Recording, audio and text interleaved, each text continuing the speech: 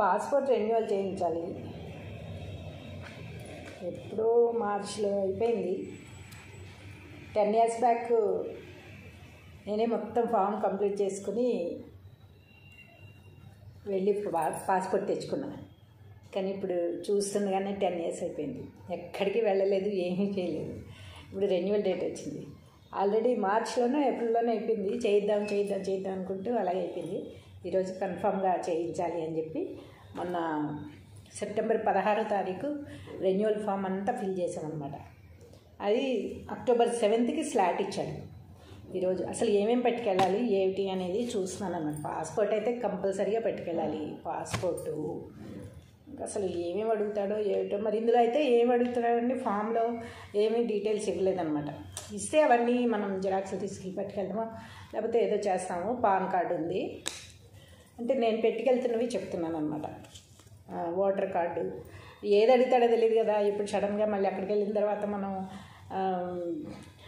Reject చేస్తే మళ్ళీ వెనక్కి వచ్చేసి మళ్ళీ స్లాట్ కోసం వెయిట్ చేసి మళ్ళీ మనం ఏ షూటింగ్కో వెళ్ళిపోయి ఆ రోజు మనకు ఖాళీ లేక ఇదంతా ఎందుకు అని చెప్పి అసలు మొత్తం మన దగ్గర ఏమేమి ఉన్నాయో అవన్నీ కూడా పట్టుకెళ్ళిపోవడానికి రెడీ అనమాట. ఆధార్ కార్డు ఎందుకైనా మంచిదని చెప్పి నా పేరు మీద ఉన్నవంటూ ఇంట్లో ఏం లేవు, ఆస్తులు ఏం లేవు అనమాట. నా పేరు మీద ఉన్నవి కాబట్టి గ్యాస్ ఒకటి ఉంది. ఈ గ్యాస్ కూడా ఫామ్ పెట్టుకుంటున్నాను. ఇంకేమున్నాయి, ఇంకా ఏమేమి తీసుకెళ్లాలో ఏమో ఇంకేం అర్థం కావట్లేదు. మరి ఆధార్ కార్డు పెట్టేశాను, పాన్ కార్డు పెట్టేశాను, ఆధార్ కార్డు పెట్టేశాను, ఆఖరి గ్యాస్ బిల్లు, ఇంకా కరెంటు బిల్లు కూడా పెట్టుకుంటే పోతుందేమో. కరెంటు బిల్లు, ఇది పాస్పోర్ట్ మనకి అప్పుడు ఫస్ట్ టైం ఇచ్చిన కవర్ అన్నమాట. ఇంకా కవర్తో సహా అలాగే ఉంది. కరెంటు బిల్ కూడా పెట్టుకుంటున్నాను ఇంకైనా మంచిది. అంటే ఇది నా పేరు మీద లేదు, మరి ఓనర్ పేరు మీద ఉంది. ఇది రెంటెడ్ హౌస్ కనుక చూడాలి మరి దీనికి ఏమంటాడు. ఎందుకైనా మంచిదని చెప్పి అంతే. ఇదివరకు ఒక అడ్రస్లో ఉన్నాం, ఇప్పుడు ఈ అడ్రస్లో వచ్చేసాము, మారామన్నమాట. అందుకని ప్రూఫ్ కంపల్సరీగా అడుగుతాడు కదా, దానికోసం కరెంటు బిల్ అయితే పెడుతున్నాను. ఇవన్నీ తీసుకుని వెళ్తాను. స్లాట్ 2 o'clock ఇచ్చాడనమాట. 1 అయిపోయింది ఆల్రెడీ. వెళ్తాను. వెళ్ళిన తర్వాత మీకు ప్రాసెస్ మొత్తం ఏంటో నేను మొత్తం వీడియో పెడతాను. పాస్పోర్ట్ ఆఫీస్కి అయితే వచ్చేసాను. ఆదిత్య ఎన్క్లేవ్ అన్నాడు, వచ్చాను. మరి ఏ ఫ్లోరో ఏంటో అసలు ఎక్కడో చూసి కనుక్కోవాలి. 10 years బ్యాక్ ఇదే సేమ్. అప్పుడు కూడా ఒక్కదాన్ని వెళ్ళినప్పుడు ఎక్కడో ఏంటో అని అనుకున్నాం. ఇప్పుడు మళ్ళీ 10 years అయిపోయింది. ఒక్కసారి కూడా బయటకు వెళ్ళింది లేదు, కానీ మళ్ళీ రెన్యువల్కి వచ్చిందనమాట. సరే అనేసి వచ్చు. ఎక్కడో ఏంటో ప్రాసెస్ ఏంటో అసలు ఏమేమి చూపించాలో ఏంటో తెలుసుకోవాలి. ఇప్పుడు లోపలికి వెళ్ళాక ఎలా ఉంటుందో ఏంటో. అంత పని ఒకటి చాలా డైరీగానే స్టార్ట్ చేస్తాం, కానీ అయ్యేదాకా టెన్షన్ మాత్రం ఉంటుంది. పాస్పోర్ట్ రెన్యువల్ ఎప్పటికైనా సరే విదేశాలకు వెళ్ళాలి షూట్స్కి అని ఆశ అనమాట. అందుకని ఇంకా పోరాడుతూ చూడాలి. ఇప్పుడు రెన్యువల్ కూడా చేయించేస్తాను. ఇయర్ అన్నా వెళ్తామేమో చూద్దాం.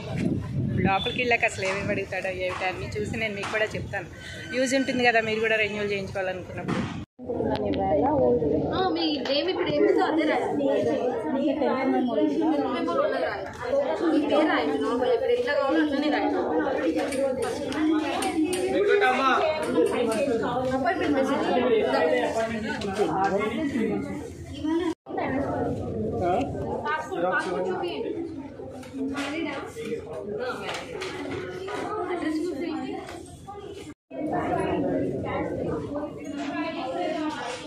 లైన్ ఉంది, పెద్ద లైన్. ఫస్ట్ అయితే టోకెన్ తీసుకోవాలట. లైన్లో నుంచుని నిలబడ్డా.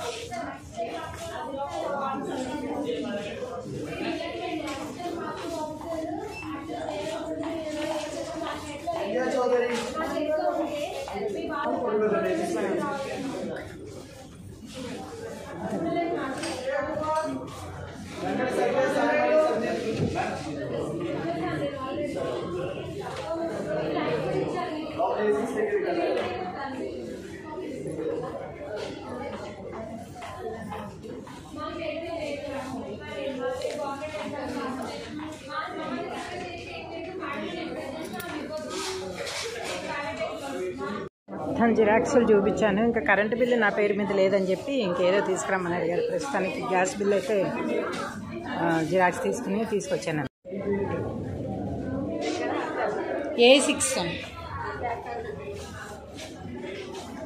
A6 కౌంటర్కి వెళ్ళమన్నారు present. ఎక్కడుందో ఏమో ఎత్తుకున్నాడు. ఇదో ఇక్కడే ఉన్నాయి A4, A5, A6 అని. ఇక ఇదే A6.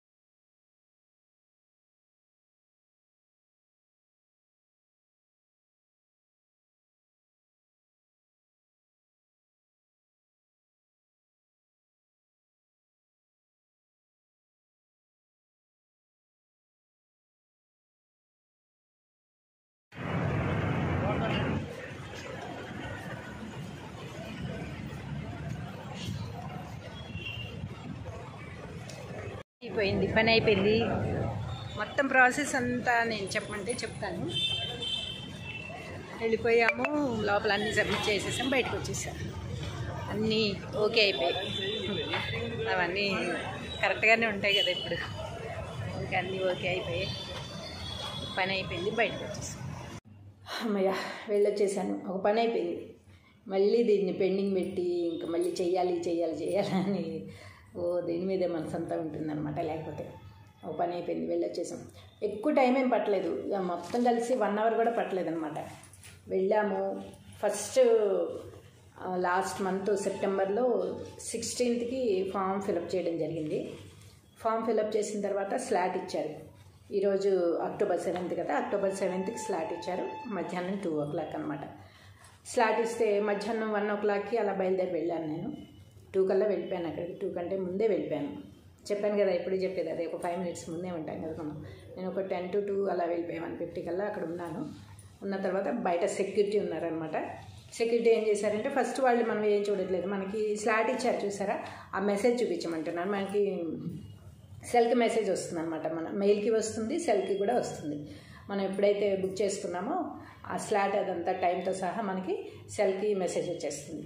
ఆ సెల్లో మెసేజ్ చూపించండి అంది. సెల్లో మెసేజ్ చూపించగానే లోపలికి వెళ్ళండి అని చెప్పేసి వదిలేశారనమాట. కానీ లోపలికి ఎవరిదైతే పాస్పోర్ట్ మనం చేయించుకోవాలనుకుంటున్నామో వాళ్ళు ఒక్కళ్ళే వెళ్ళాలి. వాళ్ళకి తోడు వచ్చిన వాళ్ళు ఎవరు కూడా వెళ్ళకూడదు అనమాట. సో నాకు ఎవరు తోడు రాలేదు కనుక నేను ఒకదాన్ని వెళ్ళిపోయాను. తోడు వచ్చిన వాళ్ళు కూడా పాపం చదువుకొని వాళ్ళు ఉంటారు కదా, కొంతమంది పేరెంట్స్ని విదేశాలకు తీసుకెళ్లే వాళ్ళందరూ ఉంటారు కదా. వాళ్ళు పిల్లలు మేము వస్తామనంటే లేదు వెళ్ళకూడదు అని చెప్పి వాళ్ళు నన్ను ఉదాహరణగా కూడా చూపించారు. ఆవిడ ఒక్కరే వెళ్ళట్లేదా, మీ అమ్మ వెళ్ళడానికి ఏమైంది అనేసి పాపం బయట అరిచింది కూడా అనమాట. సో అలాగే లోపలికి ఒక్కరినే అలౌ చేస్తున్నారు. రెండో మనిషిని అయితే మాత్రం అలౌ చేయరు, ఒక్కరి లోపలికి వెళ్ళాలి. వెళ్ళిన తర్వాత ఫస్ట్ టోకెన్ అనమాట. టోకెన్ దగ్గర లైన్ ఉంది, పెద్ద లైన్. అదంతా కూడా మీకు వీడియో పెట్టాను నేను. ఆ లైన్లో నిలబడ్డామన్నమాట. నిలబడిన తర్వాత నాకు అసలు ఏవి చాలామందిని అందులో రిజెక్ట్ చేసేస్తున్నారు. ఏమిటి పనికిరావు, అవి పనికిరావు అని చెప్పి పాపం అంతవరకు వచ్చి కూడా దగ్గర దాకా వచ్చిన తర్వాత ఆ టోకెన్ లైన్లో కూడా చాలా పెద్ద లైన్ ఉంటుంది. అది ఆ లైన్ లాస్ట్ వరకు దాటుకుని దగ్గరికి వెళ్ళిన తర్వాత ఇది పనికిరాదు, అది పనికిరాదు అని చెప్పేసి పాపం పంపించేస్తున్నారు. అది నాకు మళ్ళీ లోపల ఇన్నర్ వాయిస్ అనమాట. ఇందులో పనికి వచ్చేవేవో పనికిరావేవో మనం ముందే అనుకున్నాం కదా, తెలీదు మనకి. సరే పాస్పోర్ట్ రెన్యూలే కనుక మనకి అంత ప్రాబ్లం ఉండదేలే అని ఒక పక్క ధైర్యం ఉంది. ఎందుకంటే కొత్తగా తీసుకునే వాళ్ళకైతే అన్నీ చూస్తారు. మన రెన్యూలే కదా, ఆల్రెడీ పాస్పోర్ట్ ఉంది కదా మనకి అన్నట్టుగా నేను డేరుగానే ఉన్నాను. సరే నా టైం రానే వచ్చిందనమాట. వచ్చిన తర్వాత ముందుగానే అనుకున్నాగా మనం ఈ కరెంటు బిల్లు నా పేరు మీద లేదు, ఇది రెంటల్ది కనుక మన పేరు మీద లేకపోతే చెల్లుతుందా చెల్లదా అని ముందే అనుకున్నాం కదా. అనుకునే తీసుకెళ్ళానికైనా మంచిది ఉంటుందని చెప్పి ఆల్రెడీ మా డోర్ నెంబర్ చూడగానే కరెంట్ బిల్ అడిగారు. కరెంట్ బిల్ చూపించగానే ఇది మీ పేరు మీద లేదు కనుక చెల్లదు అని అన్నారు. ఇంకేటయ్యా అంటే ఎందుకు వచ్చినది, మనం అన్నీ తీసుకెళ్ళాంగా, ఇంకా voter card, Aadhaar card, pan card మొత్తం ఉన్న అన్నీ తీసుకెళ్ళిపోయాం కనుక ఇంకా ఆ ప్రాబ్లం రాలేదనమాట. సరే మీకు ఓటర్ కార్డు ఉంది కదా, అది అడ్రస్ పాత అడ్రస్లో ఉంది. అది ఓటర్ కార్డు, ఆధార్ కార్డు అన్నీ కూడా పాత అడ్రస్లోనే ఉన్నాయి, పాన్ కార్డుతో సహా కూడా.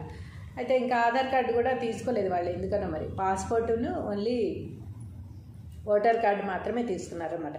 సరే ఓటర్ కార్డు ఇచ్చేసేయండి.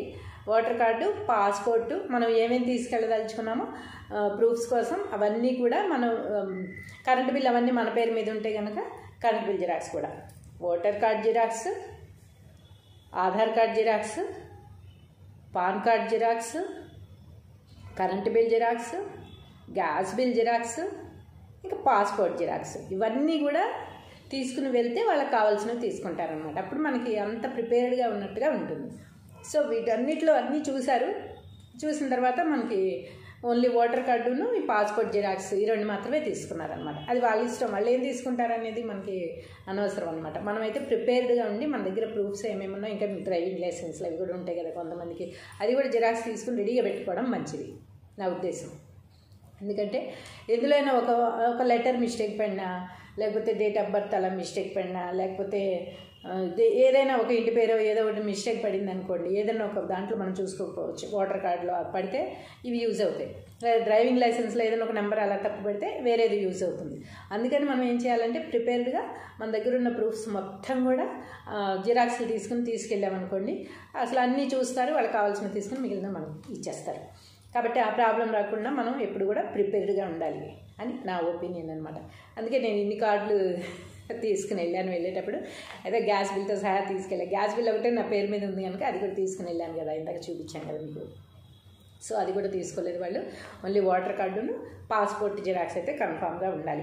పాస్పోర్ట్ అంటే ఒరిజినల్స్ కూడా ఉండాలి, అన్ని ఒరిజినల్స్ కూడా వాళ్ళు ఒరిజినల్సే చూస్తారు. అసలు లోపలికి వెళ్ళిన దగ్గర నుంచి మనకి నెక్స్ట్ స్టెప్లో ఒరిజినల్సే చూస్తారు. జిరాక్స్లు తీసుకునేది ఓన్లీ బయటే అనమాట. సో మన బయట ఒరిజినల్స్ ఉండాలి, జిరాక్స్లు ఉండాలి అన్నిటివి, ఏమేమి తీసుకెళ్తున్నాం అవన్నీ కూడా. ఇంకోటి నేను గ్యాస్ ఇది తీసుకెళ్ళా కదా, ఇంకో విషయం మీకు చెప్పడం మర్చిపోయాను, ఇది కన్ఫామ్గా గుర్తుపెట్టుకోండి. గ్యాస్ తీసుకెళ్లే వాళ్ళు మనం గ్యాస్ బిల్ ఒకటే నేను ఓన్లీ ఇది ఒకటే తీసుకెళ్ళా కదా, జిరాక్స్ తీసుకెళ్ళాను. ఇది కాదుట, బాండ్ ఉంటుంది, ఇది ఒక బాండ్ ఉంటుంది అనమాట. ఆ బాండ్ అడిగారు, చూసారా. అంటే మనకి ఎప్పుడు ఎంత ప్రిపేర్డ్గా ఉండాలో చూడండి. ఇది ఒక్కటే కాదనమాట, ఇది తీసుకెళ్తే సరిపోతుందేమో అనుకుని తీసుకెళ్ళాను, కానీ కాదు, బాండ్ అడిగారు అనమాట. సో బాండ్ నా దగ్గర లేదు, నేను తీసుకెళ్ళలేదు కనుక నాకు ఓటర్ కార్డు సరిపోయింది. అలాంటప్పుడు మనకి ఓటర్ కార్డు కూడా లేదనుకోండి, ఇదే బాండ్ మనకి గ్యాస్ ఒకటే మనకి ప్రూఫ్ అనుకున్నప్పుడు, మన పేరు మీద ఉన్నది అది ఒకటే అనుకున్నప్పుడు బాండ్ కూడా తీసుకెళ్ళాలి. గుర్తుపెట్టుకుని బాండ్ కూడా తీసుకెళ్ళండి సరే, గ్యాస్ తీసుకెళ్ళే వాళ్ళు అయితే కనుక. అదైపోయింది. ఫస్ట్ లైన్లో నుంచున్నాము, టోకెన్ దగ్గర ఇవన్నీ మొత్తం చూశారు. ఇది అనమాట ఈ ఫామ్స్, ఇవన్నీ మన జిరాక్స్లన్నీ కూడా దీనికి యాడ్ చేసేసి ఇలాగా ఆ పక్కన కౌంటర్లో ఇచ్చారనమాట. పక్కన కౌంటర్లో వాళ్ళు వెరిఫికేషన్ చేసి మళ్ళీ మొత్తం మన పేరు పిలిచి మనకి ఇవి ఫస్ట్ కౌంటర్లో మనకి ఇవి ఇవ్వరనమాట, మనం వాళ్ళకి ఇస్తాం. ఇవన్నీ ఇచ్చిన తర్వాత వాళ్ళన్నీ చెక్ చేసి పక్క కౌంటర్లో ఇస్తారు. ఆ పక్క కౌంటర్లో మనకి ఇవి మళ్ళీ ఇవన్నీ మన చేతికి ఇచ్చి వాళ్ళు పలానా చోటికి వెళ్ళమని చెప్తారు. నాది A16 వచ్చిందనమాట. A6 దగ్గరికి వెళ్ళండి అని చెప్పి వాళ్ళు ఇది మనకి ఇస్తారనమాట. అంటే మళ్ళీ వెరిఫికేషన్, వాళ్ళన్నీ వెరిఫై చేసి పిన్ కొట్టి అప్పుడు A6కి వెళ్ళండి అని చెప్పి మన పేరు పిలిచి మనకి ఇస్తారు. సరే ఇది పట్టుకుని A6కి వెళ్ళామన్నమాట. A6కి వెళ్ళిన తర్వాత అక్కడ ఏం జరిగిందంటే, వెతుక్కుంటూ వెళ్ళాం, పక్కనే ఉందిలేండి, చూడగానే కనిపించింది A6. పాపం నాతో పాటు ఇంకా ఆవిడ కూడా ఉన్నారు, అది చెప్పే కదా ఇందాక, ఆవిడ కూడా నేను చూపించాను. సరే అని అక్కడ కూర్చున్న తర్వాత వాళ్ళు అక్కడ మనకి ఈ మొత్తం ఇవన్నీ కూడా మళ్ళీ జిరాక్స్లు ఇవన్నీ కరెక్టా కాదా అని అక్కడ ఆల్రెడీ ఇక్కడ బయట ఏదైతే జరిగిందో అది కంప్యూటర్లో వీళ్ళ దగ్గరికి వచ్చేస్తుంది ఆల్రెడీ. మనం వెళ్ళగానే మనల్ని గుర్తుపెట్టేస్తారు వాళ్ళు, పేరు పిలిచేస్తారు వాళ్ళే, మనమే కదా అని చెప్పి. సరే కూర్చోమన్నారు. కూర్చున్న తర్వాత ఫేస్ ఫోటో తీసుకున్నారు. హ్యాండ్స్ రెండు హ్యాండ్స్ ఇలా పెట్టమని చెప్పి హ్యాండ్ వేలి ముద్దలలాగా తీసుకున్నారు. తర్వాత ఈ థమ్స్ పెట్టమన్నారు అనమాట, థమ్స్ ముద్దలు తీసుకున్నారు. అయితే నాకేం జరిగిందంటే నిన్నే నైట్ వేలు కాలింది. ఎందుకు చెప్తున్నానంటే వేలు కాలిందని చెప్పడం ముఖ్య ఉద్దేశం కాదు ఇక్కడ. ఇక్కడ ఎందుకు చెప్పాల్సి వస్తుందంటే చూసారుగా ఎలా కాలిందో. దానివల్ల ఈ ఫింగర్ ప్రింట్ చాలాసేపటి వరకు రాలేదు. అందుకు చెప్పాల్సి వస్తుందన్నమాట. చాలా జాగ్రత్తగా ఉండాలి. అంటే దొంగ సర్టిఫికెట్లు ఇవన్నీ ఎలా పుట్టించుకుని వచ్చేస్తారో, దొంగ పాస్పోర్ట్లు ఎలా పుట్టించుకుని వచ్చేస్తారో, మరి దొంగ పాస్పోర్ట్లు అది ఇది పట్టుకున్నాం అంటారు. ఎలా జరుగుతుంది అనేది అసలు అర్థం కాదనమాట. ఇంత పర్ఫెక్ట్గా ఉండి అన్నీ ఇంత ఇదిగా ఉంటే కూడా మనకి ఇలాంటివి జరగడం అనేది చాలా కష్టం అవుతుంది. అంత పర్ఫెక్ట్గా వాళ్ళు చెకింగ్లు అనేవి చేస్తున్నారు. అయినప్పటికీ మరి దొంగ పాస్పోర్ట్లు ఎలా సృష్టిస్తున్నారు, లేకపోతే దొంగ వీసాలు ఎలా సృష్టిస్తున్నారు, ఏదైనా సరే డూప్లికేట్ అనేది ఎలా సృష్టిస్తున్నారు అనేది ఒక్కొక్కసారి ఆశ్చర్యం కలిగిస్తుంది అనమాట. సో ఏమైంది, వేలు కాలడం వల్ల ఈ హ్యాండ్స్ బాగానే వచ్చేసాయి, ఫేస్ ఫోటో బాగానే వచ్చేసింది. థమ్స్ పెట్టమన్నప్పుడు థంబ్ ఇది ఎంతసేపు వచ్చింది, ఇక్కడ మధ్యలో గ్యాప్ వచ్చేస్తుంది, నాకే కనిపించేస్తుంది. వీడియో మన వైపే తిరిగి ఉంటుంది కదా మానిటర్లో చూస్తే నాకు తెలిసిపోతుంది ఇది పడట్లేదు అందులో ఎంతసేపు చూసినా. ఇదేమో నాకు బొబ్బ వచ్చేసింది, గట్టిగా నొప్పిగా చాలా చితికిపోయినట్టు మెత్తగా అయిపోయింది ఇప్పుడు.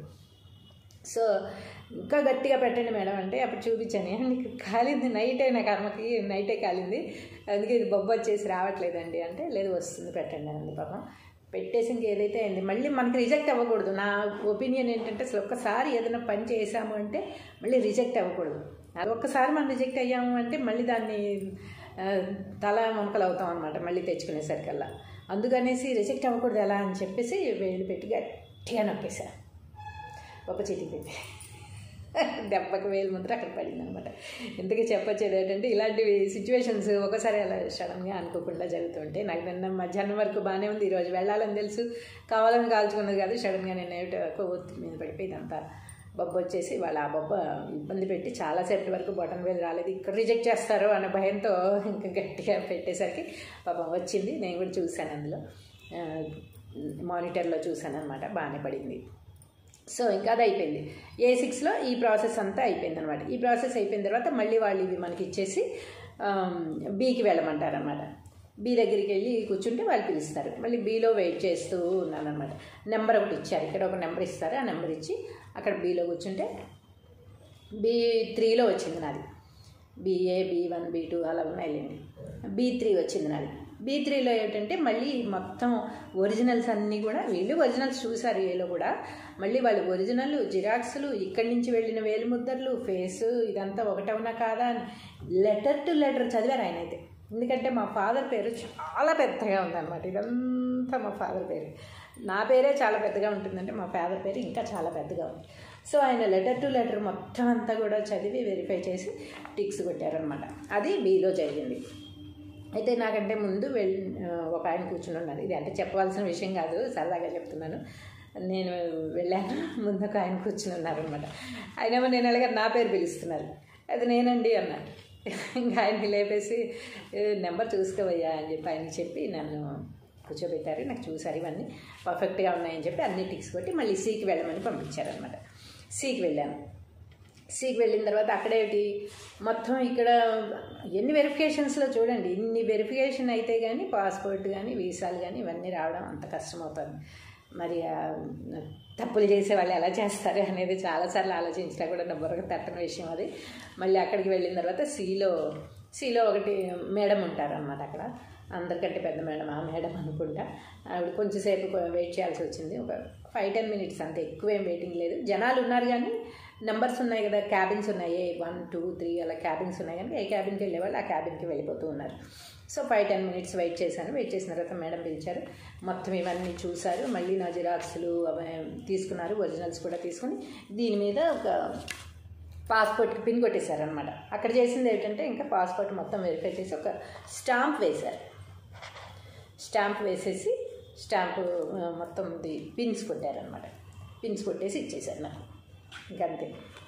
తర్వాత ఇవన్నిటికీ కూడా ఇవి కూడా నా చేతికి ఇచ్చేసారు. ఇంకా ఇవి తీసుకుని వెళ్ళిపోవచ్చు మీరు, పాస్పోర్ట్ వచ్చేసిందని. మన ఎక్కడైతే మన అడ్రస్ ఇచ్చామో ఆ అడ్రస్కి ఇంకా పాస్పోర్ట్ వచ్చేసింది అన్నమాట, కొత్తది. ఇవన్నీ కూడా మనకి ఇచ్చేసారు. ఇందులో మొత్తం డీటెయిల్స్ అన్నీ కూడా ఉన్నాయన్నమాట. ఇంకోటి ఏమిటంటే ఇది రెన్యూవల్ చేసిన 3 years అంటది. 3 years అని అనుకుంటున్నాను, మరి నేనైతే 3 years అన్నట్టున్నాను రెన్యూవల్ చేసిన తర్వాత. అంటే మళ్ళీ 3 yearsకి రెన్యూవల్ చేయించాలనుకుంటా. అది ఏదో ఉంది ప్రాసెస్. మళ్ళీ ఫస్ట్ చేసింది అయితే 10 years వరకు చేయించలేదు, మరి 10 years వచ్చింది. అది ఇప్పుడు 3 years మళ్ళీ చేయించాల్సి వస్తుంది అనుకుంటా. ఇది ప్రాసెస్ అనమాట. ఇది మొత్తం ప్రాసెస్ అయిపోయిన తర్వాత మళ్ళీ వెనక్కి వచ్చి మళ్ళీ మెయిన్ గేట్ ఎక్కడి నుంచి అయితే మనం వెళ్ళామో అటు నుంచి వెళ్ళడం కాదనమాట. నేను ఇది కూడా మీకు క్లియర్గా చెప్తున్నాను, ఎందుకంటే సిలో లాస్ట్ అనమాట.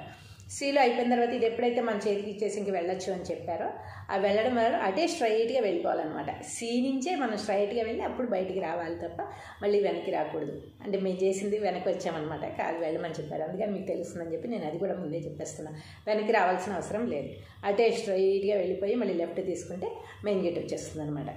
సి నుంచే మీకు ఎగ్జిట్ కూడా ఉంటుంది. ఎగ్జిట్ అని రాసి ఉంది అక్కడ, అని మనం చూసుకోం కదా అవన్నీ వెళ్ళించాలి, ఏది చూడం కదా, అటు ఇటు చూడం కదా, మనం ఏ పని మీద వెళ్ళి ఆ పని వెళ్ళాలి రావాలన్నట్టుగా ఉంది. అక్కడ తీరా చూస్తే అక్కడ అంటే అటు లోపలికి అయితే మేము వెళ్ళలేదు కనుక నాకు కనపడలేదు. ఇక్కడ ఎదురుగానే ఉంది మన సి అనే ఎక్కడైతే వెళ్ళాం ఎదురుగానే మేడం క్యాబిన్ ఉందన్నమాట మనం ఇవి చూపించడానికి. సో అది మాకు తెలియలేదు. అది కొంచెం లోపలికి వెళ్తే ఎగ్జిట్ అని ఉందన్నమాట. ఆ ఎగ్జిట్ నుంచి వెళ్ళి లోపలికి నుంచి బయటకు వచ్చేసే దారి ఉందన్నమాట. కొంచెం లోపలికి నుంచి చిన్న సందులాగా ఉంది, అందులో నుంచి బయటకు వచ్చేసేయాలి. ఇదనమాట ప్రాసెస్ మొత్తం. ఎంట్రన్స్ నుంచి ఎగ్జిట్ దాకా నేను చెప్పేశాను. ఎవరన్నా పాస్పోర్ట్ రెన్యువల్ చేయించుకోవాలి అనుకుంటే మాత్రం ఏ భయం అక్కర్లేదు, ఒకళ్ళే వెళ్ళొచ్చు, చేయించుకొచ్చేసేయచ్చు. స్లాట్ ఎప్పుడు వచ్చిందో ఆ టైంకి మాత్రం కొంచెం ముందుగా ఉండండి, అదొకటే నేను చెప్పేది. ఓకే, ఇది మీకు బాగా అర్థమైందంట అనుకుంటున్నాను, యూస్ఫుల్ కూడా అనుకుంటున్నాను. మీకు ఉపయోగపడినట్టయితే కనుక ఇంకో 10 మందికి షేర్ చేయండి నా వీడియో. అలాగే సబ్స్క్రైబ్ చేయండి, లైక్ చేయండి, కామెంట్ పెట్టండి. మీకు ఇంకేదన్నా అర్థం కాలేదనుకుంటే కనుక చెప్పండి, నేను అర్థమయ్యేటట్టు చెప్పడానికి ప్రయత్నిస్తాను. Thank you.